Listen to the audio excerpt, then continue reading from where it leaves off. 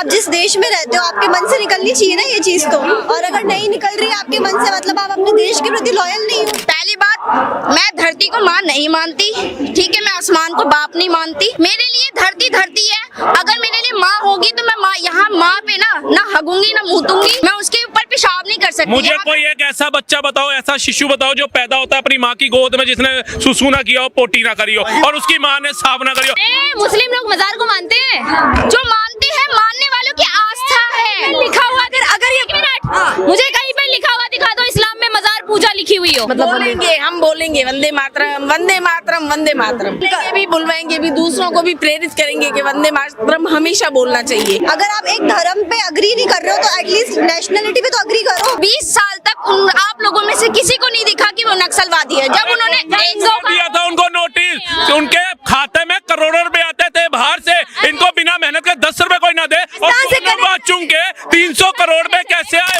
एक मिनट, शिक्षा की बात करी आपने, शिक्षा की बात करी आपने, अरे सुन के जाना, एक मिनट सुन के जाना, शिक्षा की बात करी आपने। बुलाओ, मुर्दों से बुलवाओ, मैं जिंदा हूँ, आई एम लाइव। आपको भी चैलेंज है कि आप मुर्दे से बुलवा के बताओ वंदे मातरम।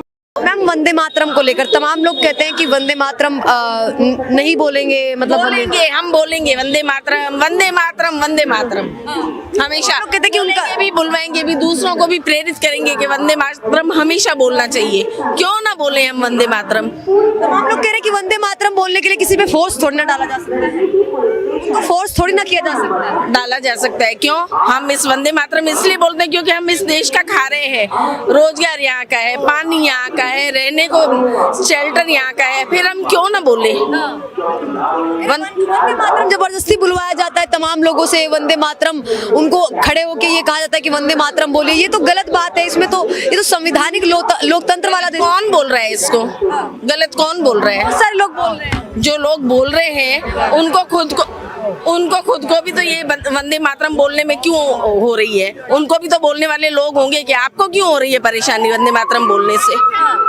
तमाम लोगों को कहते हैं कि हमारे मजहब में अलाउ नहीं है, हमारे धर्म में अलाउ नहीं है। कहते हैं कि सबको अपना अधिकार है अपने विचार रखने का, अपना धर्म का पालन करने का, तो इसे कैसे बना सकते हैं? हाँ, तो आप ऐसे करो ना कि भाई जो जैसे आप हमारे अपने धर्म में हो, आप अपने धर्म के हिसाब से रहना चाहते हो, तो फिर दूसरी चीजें भी धर्म के हिसाब से हो ना।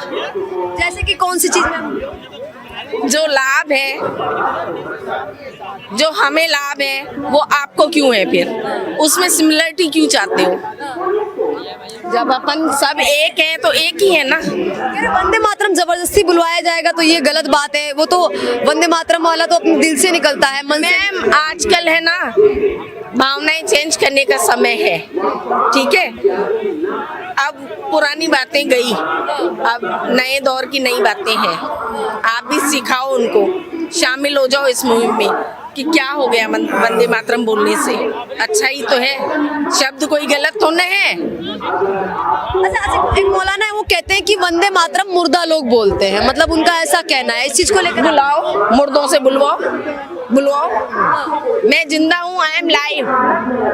ब्लड निकालो, निकलेगा, सांस ले रही हूँ। हर वो जीवित व्यक्ति जो कर रहा है वो कर रही हूँ, और मैं बोल रही हूँ वंदे मातरम, है ना। और आपको भी चैलेंज है कि आप मुर्दे से बुलवा के बताओ वंदे मातरम। मुर्दे कैसे बोलते हैं? वंदे मातरम मुर्दा लोग बोलते हैं और हमारी मर्जी नहीं है, हम नहीं बोलेंगे। बाबा, मुर्दा लोग बोलता ही नहीं है। मुर्दा कौन बोलेगा? बोलेगा क्या कोई? जीवित बोलेगा, जीवित व्यक्ति वंदे मातरम बोलेगा। मौलाना है, महमूद मदनी नाम है उनका, वो कहते हैं कि जब जब मुस्लिम समाज पे जुल्म होता है तब तब जिहाद होता है। इससे, इन शब्दों से क्या संदेश जाता है समाज? मौलाना मदनी जी, आप बहुत ऊंची पोस्ट पे बैठे हैं, है ना। आपको फॉलो करने वाले बहुत हैं, तो आप उनसे निवेदन करो, बोलो, प्यार से समझाओ कि है ना, वंदे मातरम में ऐसा क्या हो जाएगा? बोलने से क्या हो जाएगा? और अगर बोल देंगे तो क्या हो जाएगा? नहीं बोल रहे हैं, बोल भी देंगे तो क्या हो जाएगा? बोल भी देंगे तो क्या हो जाएगा? एक यूनिटी खड़ी होगी कि हाँ, जैसे आप हो वैसे हम हैं, बस। आप क्या कहना चाहेंगे? आप स्टूडेंट लग रही है, वंदे मातरम को लेकर क्या कहना चाहेंगे? कुछ गलत थोड़ी है बोलने में ना, हम किसी को गाली दे रहे हैं ना कुछ कर रहे हैं, है ना? कुछ गलत तो है नहीं वंदे मातरम बोलने में, तो इसके पीछे ये इतना ज्यादा आर्ग्यूमेंट किस बात का है? जबरदस्ती किसी से वंदे मातरम बुलवाना ये गलत है। नहीं, जबरदस्ती बोलना क्यों? आप जिस देश में रहते हो आपके मन से निकलनी चाहिए ना ये चीज तो, और अगर नहीं निकल रही है आपके मन से मतलब आप अपने देश के प्रति लॉयल नहीं हो। कहना चाहेंगे मैम? वंदे मातरम बोलने से देश के प्रति प्रेम नहीं पता चलेगा, तो ना बोलने से डिसलॉयल्टी तो प्रूव होगी। मेरे बच्चों को पहले क्यों पता नहीं नहीं बोल था, रहे? क्या दिक्कत? मेरे बच्चों को पहले पता नहीं था वंदे मातरम बोलना चाहिए या नहीं, ठीक है, लेकिन मैं बड़ी हूँ, अपने परिवार का नेतृत्व करती हूँ, मैंने उनको सिखाया वंदे मातरम बोलना चाहिए। कुनबे की बड़ी हूँ तो उन्होंने बोलना सीख लिया, वैसे के वैसे और भी पक्ष बोले, कोई मना तो नहीं, आपसी प्यार ही तो है, सौहार्द है, सामाजिक व्यवस्था है, बस। आप क्या कहना चाहेंगे मैम? आप जैसी कई सारी जो लड़कियां हैं वो कहती हैं कि वंदे मातरम से कौन सी देश के प्रति लॉयल्टी पता चलेगी, देशभक्ति पता चलेगी, और देश के प्रति यूनिटी पता चलेगी, यूनिटी पता चलेगी। हमारे भारत जो मजबूत होगा, उसकी जो हमारा सनातन है या जो भी विचारधारा है सब एक मंच पे आएगी, मजबूती होगी उससे। वंदे मातरम से मजबूती होगी, एकता आएगी, ऐसा कुछ हो सकता है? देखो यहाँ पे काफी सारे अलग अलग रिलीजन और कास्ट के लोग हैं, ठीक है, तो अगर किसी एक चीज से हम सब लोग साथ में आ रहे हैं, यूनिटी बन रही है, तो उसमें बुराई क्या है ना? अगर इस पे ये आ जाएगा कि हिंदू बोलेगा, मुस्लिम नहीं बोलेगा, सिख बोलेगा, ईसाई बोलेगा, ये नहीं बोलेगा, तो ये तो गलत चीज है ना। अगर आप एक धर्म पे अग्री नहीं कर रहे हो तो एटलीस्ट नेशनलिटी पे तो अग्री करो। हमारे मजहब में अलाउ नहीं है किसी अल्लाह के अलावा इबादत किसी और। देखिए बात सुनिए, आज है ना कोई काम, कोई हुनर, कोई ऐसा है काम धंधा जो मुसलमान जानते हैं, तो हम हिंदू उनको बुलाते हैं ना कि भैया हमारे ये काम है कर दो, ठीक उसी तरह से अगर हम हिंदू कुछ काम जानते हैं या हमें जैसे कोई चीज खरीदनी होती है तो हम मुसलमानों से खरीदते ही है ना, तो वो उसमें तो यूनिटी है, तब तो मानते हो, तो फिर वंदे मातरम बोलने में क्या हो जाता है? वंदे मातरम को लेकर बड़ी चर्चा हो रही है। Thank you ma'am. Vande Mataram को लेकर मैम बहुत ज्यादा चर्चा हो रही है। तमाम लोगों का ये कहना है कि जबरदस्ती नहीं बुलवाया जा सकता वंदे मातरम, और वंदे मातरम से देश के प्रति लॉयल्टी, देशभक्ति, ये सारी चीजें नहीं पता की जा सकती हैं। अगर मुझे ये बताओ हमारे देश का राष्ट्रगान और राष्ट्रगीत क्या है?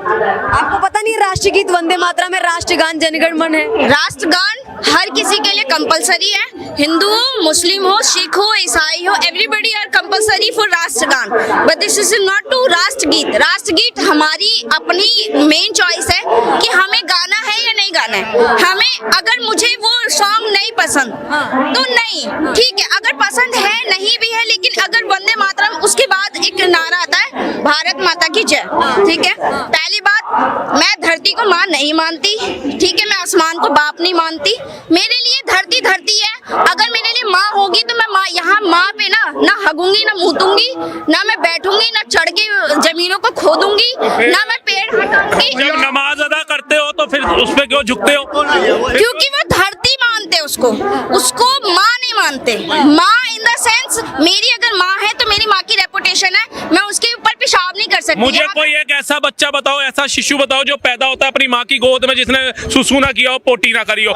और उसकी माँ ने साफ ना करी हो, अब वो बच्चा खुद साफ करने योग्य था, तो ये भी बताओ। मैम इसका सवाल, अच्छा, इसका बहुत सिंपल सा जवाब देती हूँ।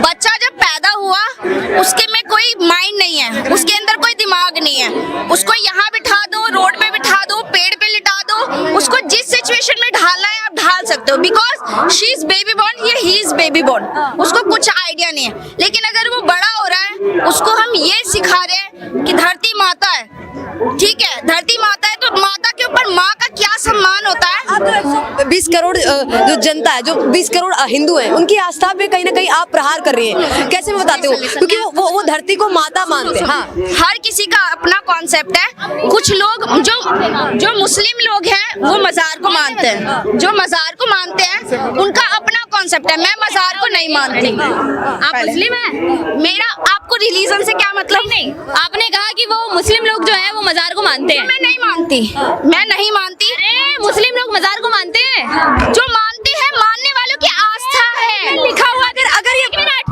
मुझे कहीं पे लिखा हुआ दिखा दो इस्लाम में मजार पूजा लिखी हुई हो। एक सेकंड, पूजा भक्ति वो सब एक अपना रिलीजियस मैटर है। मेरा मेन सिंपल सा रीजन है कि आप ना देश के हित में बात करो।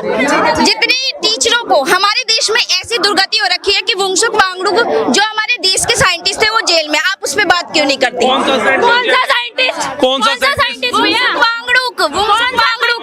मैडम एक बात है, एक मिनट मेरी बहन, एक मिनट। वंशुक वांगडू साइंटिस्ट जेल में, ये बहन आप जॉब करते हैं? एक सेकंड, इन्होंने कहा बिना पका, अरे लद्दाख को जलाने का आरोप लगा है। मैडम एक बात बताओ, सिंपल सी बात। इनको बिना मेहनत के कोई 10 रुपए देगा? अरे इनको बिना मेहनत के कोई 10 रुपए देगा? आप ये पूछो मैडम, बिना मेहनत के आपको कोई 10 रुपए देगा? ये बता दो, बिना मेहनत के 10 रुपए देगा आपको कोई? हमारे देश के जितने भी नहीं ऐसा थोड़ी होता है। मेरा एक सिंपल सा क्वेश्चन है, इन्होंने कहा कि वंशुक वांगडुक नक्सलवादी हैं, ठीक है? अगर वंशुक वांगडुक नक्सलवादी होते तो आज से 20 साल तक आप लोगों में से किसी को नहीं दिखा कि वो नक्सलवादी है। जब उन्होंने दिया था उनको नोटिस, उनके खाते में करोड़ों रुपए आते थे बाहर से, इनको बिना मेहनत के 10 रुपए कोई ना दे, और चुन के 300 करोड़ रुपए कैसे आए? बताइए, आप बताइए। पूरे लद्दाख को जलाने का आरोप लगा है, उस पे दंगे करवाने का आरोप लगा है। गया थोड़ा मुद्दा भटक गया, मुद्दा भटक गया। एक मिनट, ये मैडम उमर खालिद का सपोर्ट कर रही थी। पहले मेरी बात सुनो, उमर खालिद का सपोर्ट कर मेरी बात सुनो, अरे मेरी बात सुनो, मेरा सिंपल सा सवाल है। मैं मुद्दे पे आती हूँ, सुनो, लिसन टू मी, सवाल मेरा, मैं मुद्दे पे आ जाऊँ। मुद्दा भटक गया, आप भी बोलिए। सुनो तो कहा मैं रोड पे उतर जाना हर दूसरे मुद्दे को लेके, आप क्यों नहीं उतरी रोड पे, ये बताइए। मैं उसी एसएससी के प्रोटेस्ट में थी, ठीक है? इसमें और कितने प्रोटेस्ट? मैं एसएससी जो मेरे हित में होगा, अगर एजुकेशन से रिलेटेड है ना, मैं सबसे पहले आगे आऊंगी। मुद्दे पे आ जाऊँ। अच्छा देखिए, मैं आप दिल्ली दंगों का जिक्र किया था अभी उस चैनल पे। उमर खालिद बहुत अच्छा आदमी था, बहुत अच्छा। अच्छा, अगर उमर खालिद अच्छा आदमी नहीं था तो कन्हैया कुमार कैसे रिहा हो गए? 3 लोग थे जिन्होंने नारा दिया था। पहली बात ध्यान से सुनना, कन्हैया कुमार, उमर खालिद और एक और थे। 2 लोग को अंदर कराने के लिए अब नारेबाजी, अरे मतलब आप रोड पे उतरे। शहजील इमाम, तीसरे का नाम मैं बता रही हूँ, शहजील इमाम। अब तीनों में से चाहे कन्हैया कुमार अगर किसी पार्टी में ज्वाइन हो गए, वो मतलब बाइज्जत बड़ी हो गए, और अगर उमर खालिद नहीं है तो वो जेल में रहेंगे। एक मिनट, कन्हैया कुमार ने नारा दिया था भारत तेरे टुकड़े होंगे इंशाल्लाह इंशाल्लाह, ठीक है? दिल्ली दंगों का जिम्मेदार कौन था, मेरा सवाल है। दिल्ली कौन से? ये जो भड़काए किसने थे? शाहीन बाग से नॉर्थ ईस्ट दिल्ली तक पूरे दंगे भड़काए किसने? अच्छा, आप ये चीज मुझे प्रूफेट करके दिखाओ। जाफराबाद में वो दंगे किसने भड़काए थे? या तो ये अपनी बात बोल के ऐसे करती है कि हाँ ठीक है, I am always a clean, मेरे से बड़ी चीट मैं मांग नहीं रही, मेरे को आपसे सर्टिफिकेशन नहीं चाहिए मैडम, मुझे सर्टिफिकेशन नहीं चाहिए, और आप सर्टिफिकेट देने लायक हैं। से सिंपल सा सवाल कर रही हूँ, मेरे से सारी बहस करो, मेरे से उस बातों में बहस करो, टीचरों को क्यों नहीं मारा गया, तब आप क्यों नहीं आई? एक टीचर को, अध्यापक को मारा। ये 2007 का नोटिस है जो सोनम वांगचुक को कांग्रेस ने दिया था, क्योंकि उसके खाते के अंदर बाहर से पैसा आ रहा था। उसको आज पहली बार नहीं पकड़ा गया है, जब 300 करोड़ आया तो पकड़ा गया, और आपने उसको साइंटिस्ट बना दिया, आपने उसको महान बता दिया। मतलब क्या यार, ये युवा पीढ़ी है भारत की, ये युवा पीढ़ी है। कोई उमर खालिद को रिहाई के लिए प्रदर्शन करता है, कोई हिडम्बा को महान बताता है। तो आपने क्यों नहीं किया? जो बीजेपी के सांसद थे उन्होंने कम से कम 33 वो एमएमएस वीडियो लीक हुई। कौन? नाम बताइए। क्या नाम है उसका? मोटा सा जो है। नहीं, नाम बताइए। मोटे से तो बहुत सारे बीजेपी में, सारे तो करप्ट ही हैं। एक बताइए कोई करप्ट, एक करप्ट बताइए मैडम। मैं उनका नाम मेरे को राहुल गांधी का नाम ले रहे हैं, नेशनल हेराल्ड केस में चल रहा है वो। सोनिया गांधी का नाम ले रही हैं आप, गलत बात। लालू का नाम ले रही है, मोटे है वो, चारा घोटाला कर गए। या उसके बेटे का नाम ले रहे हैं, तेजस्वी यादव का, जो रेल का घोटाला कर गए। मैम आपने एजुकेशन की बात की, मैं एजुकेशन पे बात करती हूँ। मैं एजुकेशन पे बात करती हूँ। मैं एजुकेशन पे बात कर रही हूँ। मैंने जो आते हैं ना डेली के डेली, मेरे को एक बात बताओ, इन लोगों ने तब क्यों नहीं बोला जब 3 साल की बच्ची का? मैं एजुकेशन पे बात करती हूँ। मैं एजुकेशन, एक मिनट ऐसे 1 मिनट। 3 साल की बच्ची का देश नजर आता है, वो यहाँ पर एक सुअर की बच्ची यहाँ पे आके कह के जाती है हम गाय काटेंगे भी खाएंगे भी, उसमें क्या बोला आपने, बताइए? गाय काटेंगे और गाय खाएंगे, मैंने आपसे पूछा क्या? आप जवाब क्या दे दिए? आपसे पूछा कुछ और गया था, जवाब आप कुछ और दे रही है। करना चाहूंगी मैम, एक सवाल करूं। सिस्टर मेरी बात सुनो, आप देश के हित, युवा, रोजगार, एजुकेशन, हॉस्पिटल सिस्टम, इन पे बात करो। मैं एकता पे बात कर रही हूँ। दिल्ली के जेंजी सड़कों पे नहीं आए रोजगार के लिए, उत्तराखंड के नहीं आए, यूपी के नहीं आए, कर्नाटक के जेंजी सड़कों पे उतरे रोजगार के लिए। सरकार किसकी? कांग्रेस की। तो कांग्रेस से पूछो ना, राज्य मुख्यमंत्री उनका है। अरे बीजेपी तो गवर्नमेंट बेरोजगार है। आईफोन फोन लेकर के चल रहे हो, महंगा 20-25 हजार का बेरोजगार हो। चलो 10 का ही बेरोजगार है आप। मैं शिक्षा में बात करती हूँ, मैं शिक्षा में बात करती हूँ, प्लीज मेरा सवाल सुन लीजिए। ऐसे में मुद्दा भटकता रहेगा, मुद्दा एक से एक खत्म हो जाएगा। मेरी बहन से एक चीज, ये बेरोजगार नहीं है। मैं एक बात बताती हूँ। एक मिनट, शिक्षा की बात करी आपने, शिक्षा की बात करी आपने। अरे सुन के जाना, एक मिनट सुन के जाना। शिक्षा की बात करी आपने, एक को शिक्षा की बात ना, मुद्दे पे बात करते हैं। आपने कहा शिक्षा रोजगार की बात करते हैं। लास्ट बात बोल के जा। एक मिनट बोलने। इन लोगों का शिक्षा की बात करी आपने, शिक्षा की बात करी। एक को शिक्षा दी थी, डॉक्टर बन के पढ़ी है यहाँ पे। अब बताओ, एक को शिक्षा दी थी, डॉक्टर बन के पढ़ी है यहाँ पे। ये जिनकी बात कह रही है, जिनकी बात कर रहे हैं ना कि डॉक्टर बन के यहाँ बम फट गया है, उनको इन्होंने, मतलब मैं कह तो रही हूँ, मीडिया इतनी बिकी हुई है कि उन्होंने ये दिखा दिया, उन्होंने ये खरीदने की औकात है, आपकी खरीदने की औकात है। अगर मेरी को बिकाऊ बता रही है। अरे मैडम, खरीदने की मैडम, जिनकी ये बात है, मीडिया की 4 लोग आए थे, 4 लोगों का वो हुआ था, 4 लोगों का नाम आया था कि इन लोगों ने, डॉक्टर वगैरह थे, उनका नाम आया। लेकिन जब उनका नाम आया तो बिल्कुल हाइप में हो गया कि इन्होंने ये बम फोड़ा, इन्होंने ये बम फोड़ा। बट दैट्स इट, आईएनए ने जब उन्हें रिहा कर दिया, उनका कोई कर दिया, किसको कर दिया? आप बताइए किनको? जिनको जांच के लिए उठाया था उनको छोड़ा है। ये उमर खालिद जैसी टीम को नहीं छोड़ा। मतलब उमर खालिद ने, आईएनए नहीं होता। अरे मैडम सुनिए, मैम सुनिए, आईएनए नहीं होता, आईएनए नहीं होता, एनआईए होता है।